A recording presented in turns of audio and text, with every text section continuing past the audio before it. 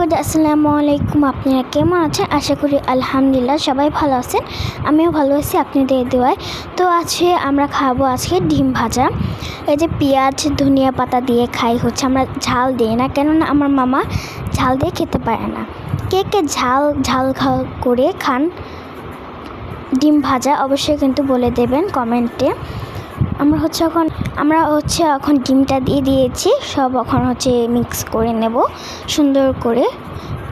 তা আমরা হচ্ছে চুলায় কড়াই বসিয়েছি, একটু তেলটা গরম হচ্ছে। আমরা হচ্ছে এখন ডিমটা ছেড়ে দিয়েছি, কড়াইতে ডিমটা ছেড়ে দিয়েছি, লাল লাল করছে। লাল লাল করে হচ্ছে আমরা ডিমটা ভাজছি, অনেক সুন্দর একটা ফ্লেভার বের হয়েছে। আপনারা খেলে বুঝতে পারবেন এত সুন্দর আর এত মজা লেগেছে আমাদের কাছে।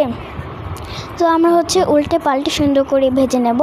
আমাদের ভিডিওটা আপনার যদি ভালো লাগে, কার কার পছন্দ ডিম ভাজা অবশ্যই কিন্তু বলবেন কমেন্টে। আর আমাদের ভিডিওটা যদি ভালো লাগে অবশ্যই লাইক সাবস্ক্রাইব কমেন্ট করে দেবেন। আর আপনারা সবাই সুস্থ থাকবেন, ভালো থাকবেন, সুস্থ থাকবেন। আল্লাহ হাফেজ।